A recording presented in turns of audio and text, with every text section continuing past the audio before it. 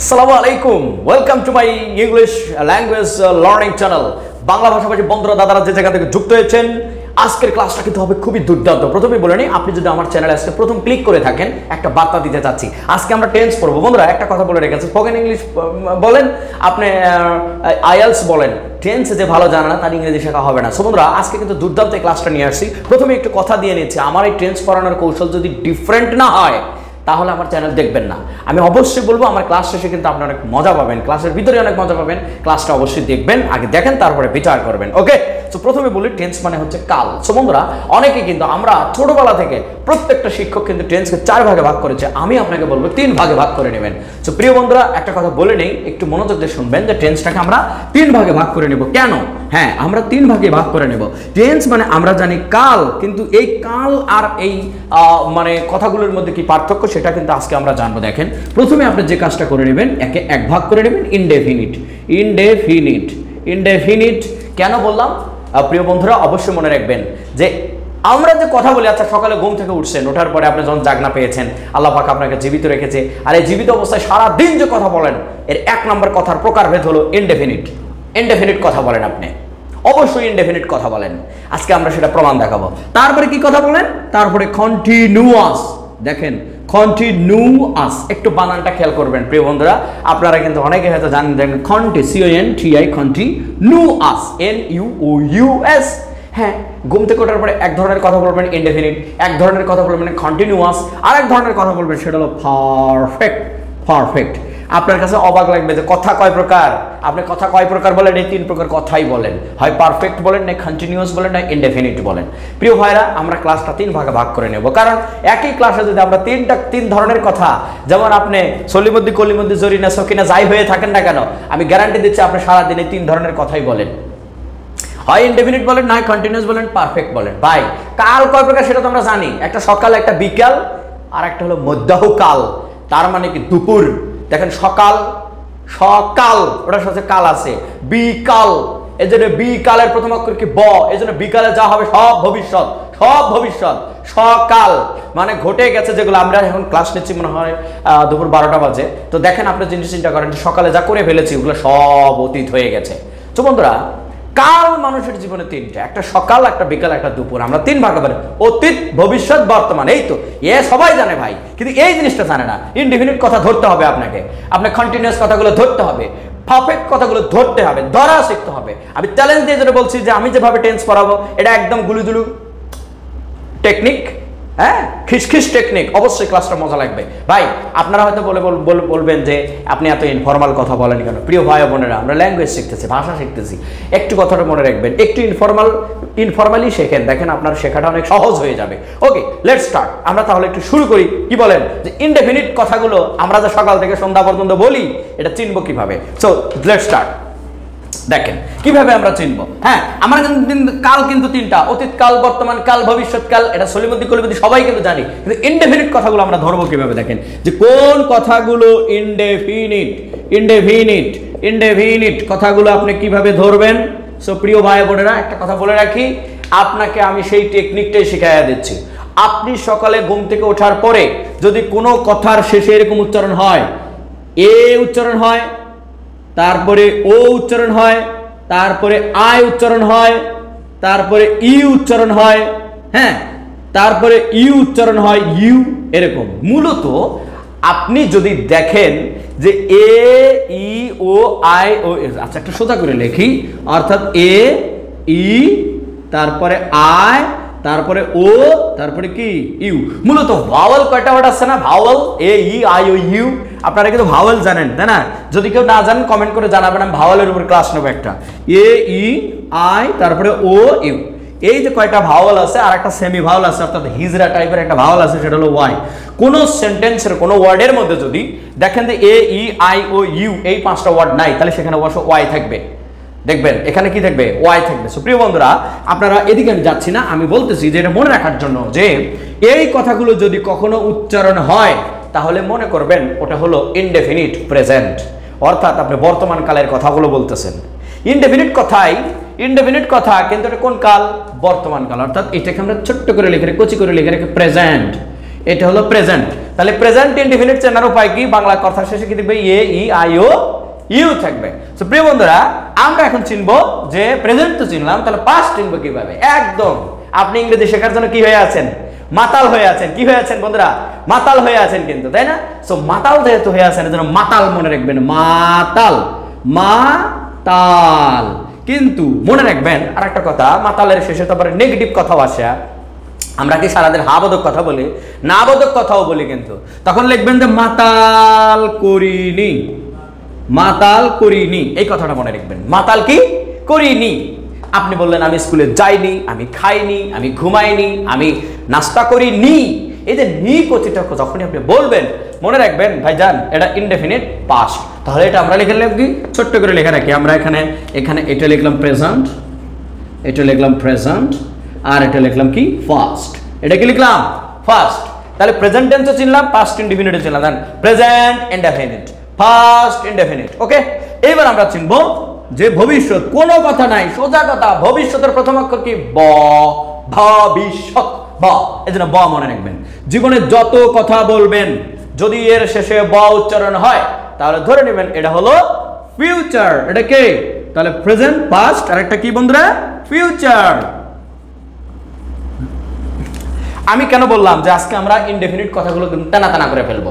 কি কারণে বললাম? দেখেন, ইনডেফিনিট।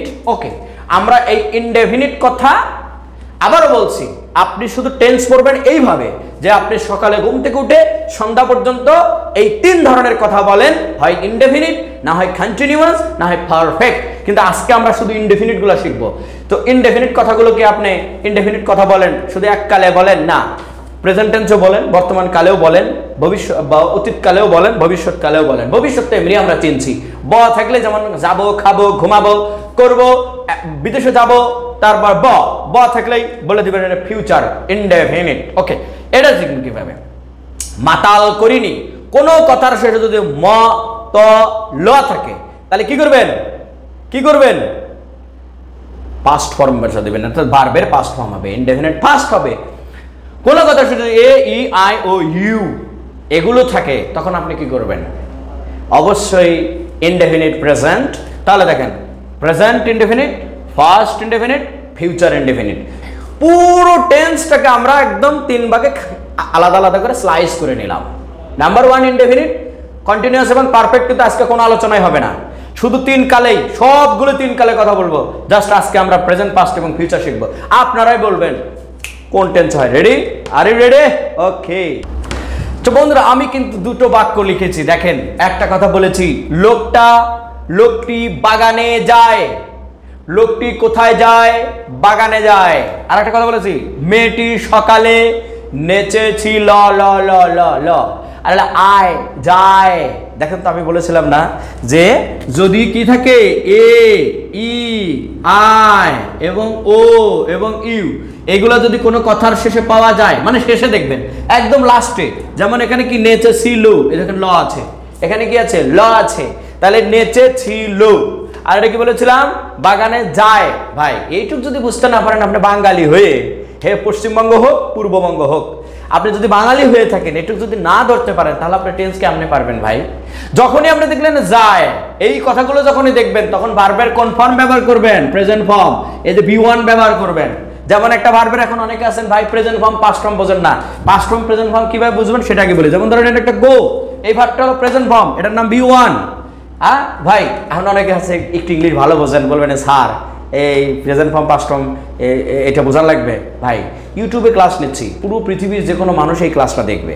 এমনও মানুষ আছে যে ইংরেজি কিছুই বোঝে না, তো তার জন্য তো আমাকে বোঝাতে হবে। Please don't mind. হ্যাঁ, এই দেখেন, গো এর পাস্ট ফর্ম হলো ওয়েন্ট।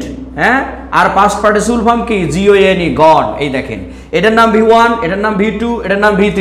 আমি কিন্তু এগুলো নিয়ে অনেক কথা বলবো, এজন্য V1, V2, V3 বুঝবেন। আমার কিন্তু ভার্বের ক্লাস দেওয়া আছে, আমি এই কমেন্ট বক্সে অথবা ডেসক্রিপশন বক্সে আমি কিন্তু ওই মানে 100 জোড়া ভার্ব, কাপল ভার্বের ক্লাস আমি দিয়ে রাখছি। ক্লাসটা দিয়ে রাখবো, আপনারা অবশ্যই দেখবেন। আমার অনলাইন ক্লাস কিন্তু স্ক্রিনে হোয়াটসঅ্যাপ নাম্বার দেওয়া আছে, এই নাম্বারে যোগাযোগ করবেন আমার কোর্স কোঅর্ডিনেটরের সাথে। এই মাসেই কিন্তু আমাদের একটা নতুন স্পোকেন অনলাইন ব্যাচ শুরু হতে যাচ্ছে ইনশাআল্লাহ। So remember this, it is very essential and important for all. Okay, so V1, V2 এবং V3 দেখেন, go, went এবং কি? গন। ওকে, সো আমরা এখানে তাহলে শুরু করতে পারি যে এই যে যখনই দেখবেন এই কথাগুলো উচ্চারণ হবে তখন শুধু এইটা নেবেন, গো, এই যে গো নেবেন, তাই না? কি নেবেন? গো। এবং আরেকটা মজার কথা আপনাদের একটু বলে রাখি যে এই গো ভার্বের পেটের মধ্যে কিন্তু আবার আরেকটা ভার্ব আছে, পেটের মধ্যে লুকায়া আছে, চোর ভার্ব বলা হয় এটাকে। এখন বলবেন স্যার গো ভার্বের মধ্যে আরেকটা ভার্ব? হ্যাঁ, মানুষের পেটের মধ্যে যেমন আরেকটা মানুষ থাকে, বিড়ালের পেটের মধ্যে আরেকটা বিড়াল থাকে, ভার্বের পেটে আরেকটা ভার্ব আছে, এর নাম হলো ডু। মনে থাকবে? ডু। ডু এর একজন আমার বন্ধু আছে, তার নাম ডাস।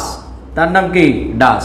আমি কিন্তু একটু ক্লিয়ার করে দিচ্ছি এই কারণে যে যে গো এর মধ্যে আবার ডু থাকে, আবার ডাস থাকে। যখন দেখবেন এখানে গোস লেখা আছে তখন ধরে নেবেন ডাস, আর যখন বলে গো তখন ডু। মনে থাকবে? দেখেন আমরা তাহলে এই ভার্বটা খেয়াল করলাম, এটার বাংলা অর্থ হবে এরকম। এই যে ওয়েন্ট, এটা হলো পাস্ট ফর্ম, এইটার শেষে এই যে ল উচ্চারণ হবে, মতল। এই যে বলেছে কি ছিল, নেচে ছিল, মেয়েটি নেচে ছিল, ঠিক আছে? তাহলে আমরা তখন কি নেব? এটার মানে হলো মতল। এর মধ্যে একটা চোর ভার্ব লুকিয়ে আছে, পেটের মধ্যে ডিড। ভাই এই যুগ যদি আপনি নিতে পারেন, আপনার tense indefinite clear, indefinite clear. দেখেন আমি বলেছি যে গো ভার্বের মধ্যে লুকায় আছে কে? ডুডাস লুকায় থাকে, ওয়েন্টের মধ্যে কে লুকায় থাকে? ডিড। এটার কোনো মূল্যই নাই, এটার দরকারই নাই, এটা হলো পারফেক্টের দরকার হবে, কারণ এর কোনো অর্থই নাই। এর অর্থ হলো যাওয়া, আর এর অর্থ গো মানে যাই, ওয়েন্ট মানে গিয়েছিল, ল মতল বা গিয়েছিলাম বা যেত, এরকম অর্থ হবে। তো প্রিয় ভাই বোনেরা, আসুন আমরা এখন বাক্যটা কিভাবে লিখবো সেটাই হচ্ছে কৌশল, আমরা আজকে শিখবো। দেখেন বাক্যটা কিভাবে লিখবো, প্রথমে আপনাদেরকে একটু বলে নিই। হ্যাঁ, এখন একটা যে কোনো বাংলা বাক্যকে ইংলিশে রূপান্তর করার জন্য আপনাকে যে কৌশলটা অবলম্বন করতে হবে, নাম্বার 1, আগে প্রথমটা লিখে নেবেন। যেমন আমরা একটা গান শুনেছি কিনা, প্রথম বাংলাদেশ আমার শেষ বাংলাদেশ, প্রথম বাংলাদেশ আমার শেষ বাংলাদেশ। তো বাংলা থেকে ইংলিশে লেখার সময় প্রথম বাংলাদেশ আমার শেষ বাংলাদেশ। ইংরেজি থেকে বাংলা থেকে যখন আপনি ইংলিশ করবেন মনে রাখবেন প্রথম আর শেষ আগে লিখে নেবেন, তারপর অন্য হিসাব। প্রথম লিখলাম দা ম্যান, দা ম্যান লিখলাম, দেখেন দা ম্যান লিখে ফেললাম। লোকটি, এর ইংরেজি কি? ম্যান মানে মানুষ বা লোক, কিন্তু যেহেতু টি আছে তাই দা নিলাম, দা ম্যান। ওকে, একটু এই কালি দিয়ে লিখি, দা ম্যান, এই দেখেন দা ম্যান লিখলাম। ওকে, এখন শেষে কি আছে? ওই যে প্রথম বাংলাদেশ, মাঝখানে আমরা দেখবো না, এটা আমরা দেখবো না, ক্রস, এটাও আমরা দেখবো না, আমরা দেখবো লাস্টে যায়। যাওয়ার ইংলিশ কি? গো। প্রিয় ভাই বোনেরা, এই জায়গায় একটু খেয়াল করবেন, প্লিজ মনোযোগ দিবেন। ইংরেজিতে 4টা সাবজেক্ট মনে রাখবেন, 4টা সাবজেক্ট। কটা? 4টা সাবজেক্ট। আর 4টা সাবজেক্ট, হাতের আঙ্গুল কটা? 4টা। তাহলে 4-এর পরে একটা কেটা থাকে? বৃদ্ধাঙ্গুলি থাকে, তাই থাকে কিনা? ওকে, এখন আপনি যেটা করবেন যে এই 4টা কথা কেন বললাম, I, we, you, they, plural. Plural মানে কি? বহু। তাহলে আই, উই, ইউ, দে। দেখেন আই, উই, ইউ, দে, এটুকু মনে রাখতে পারবেন না? যদি না মনে রাখতে পারেন তাহলে দেশের ইংরেজি শিখবেন কেমনে? ইউরোপের দেশগুলোতে গিয়ে কিভাবে আনন্দে দিন রাত কাটাবেন? ভাই 4টা জিনিস মনে রাখবেন, এদের সাথে এই সাবজেক্টগুলোর সাথে এস বাই এস হয় না। এই সাবজেক্ট আই, উই, ইউ, দে। আর এটা কি? প্লুরাল। যেমন দ্য গার্লস, গার্ল মানে বালিকা, দ্য গার্লস মানে কি? বালিকার রা, বালিকার রা, রা থাকলে কিন্তু প্লুরাল বোঝায়। তো তখন আপনাকে কেন এস বাই এস হবে? নো, নেব না। সো আমরা এই 5টা সাবজেক্ট মনে রাখবো, I, we, you, they, plural. Okay, এই 5টা। কিন্তু দা ম্যান মানে লোকটি, একজন বোঝাইছে, তাহলে এখানে এস হবে। এই জন্য ইএস যোগ করলাম, ইএস। কেন ইএস হলো? এস হলো না। মনে রাখবেন কোন শব্দের শেষে যদি ও থাকে তখন ইএস নেওয়া লাগে, শুধু এস নেওয়া লাগে না। ওকে, গোস। কোথায় যায়? বাগানে। প্রিয় ভাই বোনেরা, আপনারা জানেন বাগানের ইংলিশ কিন্তু গার্ডেন। কি লিখবেন? গার্ডেন, GARDEN, গার্ডেন মানে বাগান। কিন্তু এখানে কি আছে? বাগানে। এ উচ্চারণ আছে। কোনো কথার শেষে যদি এ উচ্চারণ হয়, কি এ, কোনো নাউনের শেষে যদি এ উচ্চারণ হয়, কোনো স্থান মানে স্থানের ক্ষেত্রে, যে বাগানে, মাঠে, ঘাটে, হাটে, রাস্তার উপরে, হ্যাঁ, রাস্তার ভিতরে, রুমের ভিতরে, রুমের ভিতরে, তখন আপনি ইন দা ব্যবহার করবেন। কি ব্যবহার করবেন? In the. কি ব্যবহার করবেন? ইন দা ব্যবহার করবেন। মনে থাকবে? এ বাগানে। শুধু বাগান থাকলে আমরা লিখলাম দা গার্ডেন, দা গার্ডেন, বা শুধু গার্ডেন লিখতাম। কিন্তু যেহেতু আছে বাগানে যায়, the man goes in the garden, লোকটি বাগানে যায়, ইন দা গার্ডেন যায়। ওকে, এখন হা বোধক হলো, তাহলে না বোধক করবো কেমনে? প্রিয় ভাই বোনেরা, এই মুহূর্তে আমি কিন্তু একটা কথা বলেছিলাম, যেই ভার্বের মধ্যে একটা চোর ভার্ব লুকিয়ে থাকে, ভার্বের পেটে ভার্ব, ভার্বের পেটে ভার্ব কি সেটা বলেন তো? এই যে দেখেন ভাই, প্রিয় ভাই বোনেরা, কারণ এখানে কি আমরা ডু নেব? এই দেখেন আমি বলে দিয়েছিলাম ডু এবং ডাজ এই দুটা ভার্ব হচ্ছে ভার্বের পেটে থাকে, তাহলে আমরা ডু নেব না ডাজ নেব? যদি এই ভার্বের সাথে এর সাথে আমরা এখানে ডাজ নিব, এই যে ডাজ নিয়ে নিলাম, ডাজ নিলাম। তাহলে দেখেন ডাজ যেহেতু আমরা নিয়েছি, তাহলে আমরা লিখলাম the man, okay the man লিখলাম, ডাজ যেহেতু নেগেটিভ করব ডাজ নট। তারপরে আমরা এখন কি লিখবো? Go in the garden, in the কে গার্ডেন। সো প্রিয় ভাই বোনেরা, আরেকবার একটা কথা বলি যে আপনারা দেখেন এই জায়গায় কিন্তু গোস, এই জায়গায় কিন্তু গোস, কিন্তু এই জায়গায় কি লিখেছি? শুধু গো লিখেছি। মনে রাখবেন সামনে এই ভার্বের সামনে যখন ডু ডাজ চলে আসে তখন এই এসটা তো এই ডাজের সাথে চলে আসছে, যেহেতু চলে আসছে সেহেতু আমরা এখানে গো এর সাথে এস দেব না, যে ডাজ নট গোস লেখা যাবে না, ভুল হবে, গ্রামাটিক্যালি ভুল হবে। যারা আইএলটিএস দিবেন, যারা রিটেনে ভালো এক্সপার্ট হতে চান তারা আমার এই ক্লাসটা দেখেন। বলছি কি, দা ম্যান ডাজ নট গোস বলা যাবে না, গো বলতে হবে, কারণ এই ডাজ তো নিয়েই নিয়েছি রে ভাই, এরপরে আবার গোস নিব কেন? নেওয়া যাবে না। ওকে, তাহলে the man does not go in the garden. So ভাই যে কোনো সেন্টেন্সকে হ্যাঁ বোধক না বোধক আপনি এইভাবে করতে পারবেন, ইজি। আমি হোমওয়ার্ক দেবো একটা, আমি অবশ্যই হোমওয়ার্ক দেবো, আমি এটা মুছে একটা হোমওয়ার্ক দিচ্ছি আপনাদেরকে, সিস্টেম করে একটা হোমওয়ার্ক দিচ্ছি। আপনারা এটা অবশ্যই এক্ষুনি কমেন্ট করবেন, এক্ষুনি দুটাই লিখবেন, এক্ষুনি কমেন্ট করবেন, এখন কমেন্ট করবেন। কি কমেন্ট করবেন? যে তারা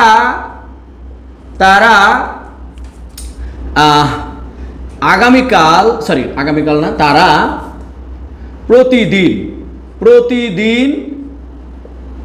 প্রতিদিন স্কুলে যায়। কোথায় যায়? স্কুলে যায়। তবে একটা কথা বলে রাখি, এখানে দেখেন স্কুলের শেষে কিন্তু এ আছে, স্কুলে কিন্তু না, কোন স্থানের দিকে গেলে, কোন স্থানের দিকে বোঝালে টু বসে, এজন্য এখানে আমরা টু হবে, টু স্কুলের পূর্বে টু স্কুল হবে, কিন্তু যাওয়ার ইংলিশ ফেল করবেন, যায়।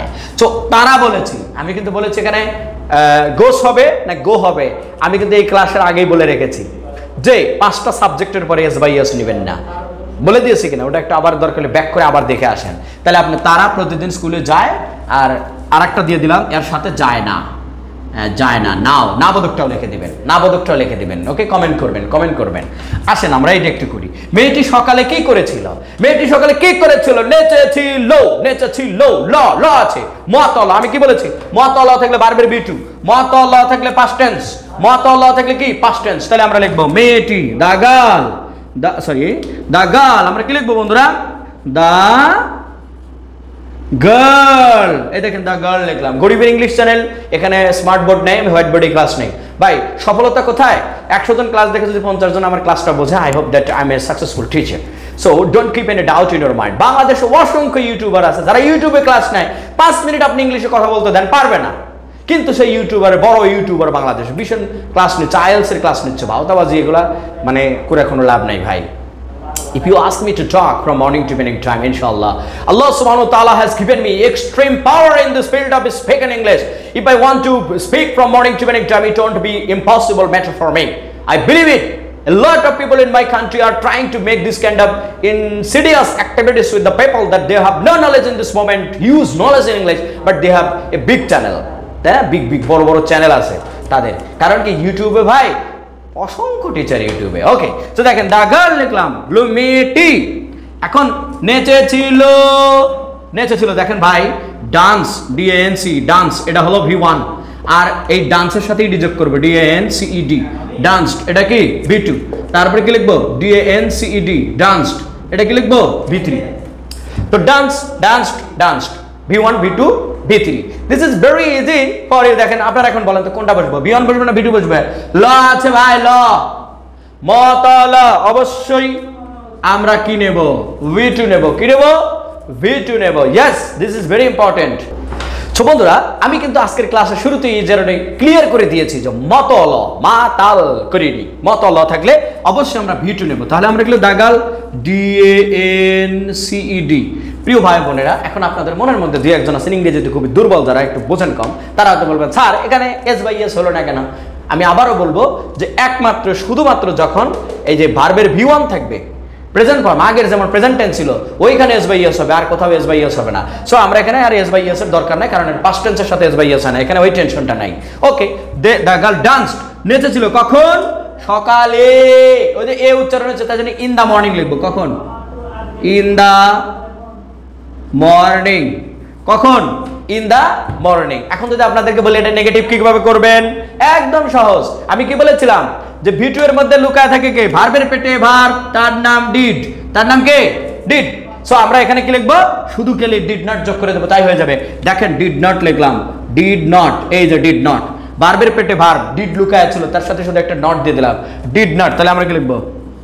The girl did not. ভাই এই যে ডিড নট লিখলাম, ঠিক আছে, এর পেটে থেকে নিয়ে আসলাম, পেটে থেকে বের করে নিয়ে আসলাম, কিন্তু ডিড নট। কিন্তু তাহলে ডান্স ভার্বটা কি হবে? ডান্স। এই দেখেন ডি, এই জায়গায় কিন্তু খেয়াল করতে হবে প্লিজ, এই জায়গায় খেয়াল করা লাগবে কিন্তু, যে আমি এখানে DANCE লিখলাম, ইডি যোগ করি নাই, কিন্তু ইডি যোগ করেছি না, ডান্সড ছিল এখানে, কিন্তু এখানে কিন্তু ডিটা উঠে গেছে। দেখেন ডিটা নেওয়া যাবে না। প্রিয় ভাই বোনেরা, আমি আবারও বলি যে ডিড নটের পরে সবসময় ভার্বের প্রেজেন্ট ফর্ম হয়। কোন ফর্ম হয়? প্রেজেন্ট ফর্ম হয়। ভালো করে মনে রাখবেন, did not, do not, does not, এই তিনটা ভার্বের পরে ভার্বের প্রেজেন্ট ফর্ম হয়। তাই আমরা এখানে কি লিখলাম? ডান্স। আর ইডি লিখলাম না, ক্লিয়ার? ডান্সড। তারপরে কি? ওই ইন দা মর্নিং, এটা তো কমন জিনিস, ইন দা মর্নিং। ওকে, এই সেন্টেন্সটা যদি আপনি বুঝতে পারেন প্রিয় ভাই বোনেরা, আমরা কিন্তু আজকে ইনডেফিনিট খতম করে দিয়েছি, নেক্সট দিন কন্টিনিউয়াস। আপনি ইনডেফিনিট কথা চিনবেন কিভাবে? AEIOU আর মাতাল করে নিব, এটা পাস্ট ইনডেফিনিট, এটা প্রেজেন্ট ইনডেফিনিট চিনবো কিভাবে? এই দুটো ইনডেফিনিট কিন্তু আমরা ক্লিয়ার হয়ে গেলাম। একটা হোমওয়ার্ক আমি ছোট্ট করে দিয়ে রাখি, হ্যাঁ, অবশ্যই এখনই কমেন্ট করবেন, এখনই কমেন্ট করবেন, একদম এই মুহূর্তে ভিডিওটা পজ করেন, করে আমার এই লেখাটা দেখেন, দেখে তারপর ভিডিও পজ করে কমেন্ট করে আসবেন, তাহলে আপনার শেখা ভালো হবে। যে আমরা বললাম যে আমার মা, হ্যাঁ, আমার কি? মা। আমার মা এর ইংরেজিকে আপনারা কিন্তু জানেন যে মাই মাদার। আমার মা গতকাল, কি লিখলাম? যে গতকাল এসেছিল। কি বলেছি?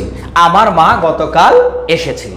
প্রিয় ভাই বোনেরা, আশার ইংলিশ কিন্তু আমরা জানেন কাম, কিন্তু এটা যেহেতু ল আছে, তাহলে কি হবে? ভার্বের ফর্ম কিন্তু তিনটা জানতে হবে, যেমন কাম, তারপরে খেম, তারপরে খাম। এটা V2, এটা V1, এটা V3। সো আশা করি এই ভার্বটা আমরা কি, এই ভার্বটা কোনটা হবে? এটা তো হবেই না, কোনটা হবে? আপনারা এখনই নেগেটিভ এবং ছিল না এটাও দিয়ে দেন, ছিল না এটাও কিন্তু দিয়ে দিবেন, আর কি না বোধকটা করে দিবেন, ইনশাআল্লাহ না বোধকটা করে দিবেন। ওকে, এখনই কমেন্ট করেন। এখন আমরা একটু যাব ফিউচারে। ফিউচার ইনডিফিনিট কিন্তু আমরা আলোচনা করছি না, প্রেজেন্ট ইনডিফিনিট, পাস্ট ইনডিফিনিট, কিন্তু এখন আমরা তো ফিউচার। আচ্ছা, ফিউচার কি কঠিন? শুধু ব দেব, ওকে, শুধু ব। প্রিয় ভাই বোনেরা, আমি একটা সেন্টেন্স লিখেছি, দেখেন, ছেলেটি আগামীকাল আসবে, বে বি বি বি বি, ব আছে ভাই, ব, একদম কোনো কথা নাই। ব থাকলে উইল, ব থাকলে কি? এই ভার্বটা, এই ব থাকলে কি? এই ভার্বটা নিতে হবে, উইল নিতে হবে। So this is very interesting. তাহলে আমরা একটু কি লিখবো? সাবজেক্ট কে? ছেলেটি, দা বয়। কোনো কথার শেষে যদি টি থাকে তাহলে দা নেবেন। বয় মানে ছেলে, কিন্তু দা বয় মানে ছেলেটি। আগামীকাল আসবে, আমরা কোনটা লিখবো? আগামীকাল লিখবো না আসবে লিখবো? নো, আমরা কি বলেছি? প্রথম বাংলাদেশ, আমার শেষ বাংলাদেশ। তো শেষ বাংলাদেশ কি আছে? আসবে। তাহলে কাম লিখলাম, কিন্তু কাম মানে তো আসবে না, কাম মানে কি আসবে? তখন এই যে উইল, এইটাকে নিয়ে এখানে বসা দেব, এই যে will come, the boy will come. কবে? টুমোরো। বানান দেখেন, টুমোরো বানানটা দেখেন, অনেকে কিন্তু টুমোরো বানানটা ভুল করেন, TOMO, এই যে ডাবল আর হবে, OW, টুমোরো। প্রিয় ভাই বোনেরা, এই সেন্টেন্সকে নেগেটিভ করা আরো সহজ। এখানে চোর verb, do dot, does not এর দরকার নাই, কারণ উইল বাবাজি আছেই। তাহলে আমরা কি দিয়ে দেব? উইল নট, অথবা এটার সংক্ষিপ্ত রূপে লেখা যায় ওন্ট, WONT, ওন্ট লেখা যায়। আপনার যেটা খুশি আপনি লিখবেন, সমস্যা না। স্পোকেনে ওন্ট ব্যবহার করবেন, যারা আইএলস দিবেন বা রিটেনে যাবেন তারা উইল নট লেখার চেষ্টা করবেন। তাহলে আমরা লিখলাম দা বয়, এই যে দা বয় দিয়ে দিলাম, will not come tomorrow, MORROW, tomorrow. Clear? আশা করি ক্লাসটা আপনারা ভালো লেগেছে। আমি এটার উপর একটা হোমওয়ার্ক দেই, যে আমরা ইংরেজি শিখবো, ব। শেখার ইংলিশ কি বন্ধুরা? লার্ন। আমি বলে দিচ্ছি, LEARN, লার্ন। সাবজেক্ট কি? আমরা ইংরেজি শিখবো। This is the end of this class. Dear brothers, sisters, ladies and gentlemen, I am going to tell you that if you are enthusiastic to be a fluent speaker in English, I think that you have to watch my every class, every single day and every single moment. You have to utilize very properly, so that you will be a kind of ballistic weapon of Bangladesh. And when you will go to abroad like United States of America, Australia, Canada, Switzerland, Italy, or France, Spain, everywhere, you will be regarded as one kind of celebrity to speak out of English. Thank you very much. Best of luck. Bye bye. Tata. Allah Hafiz.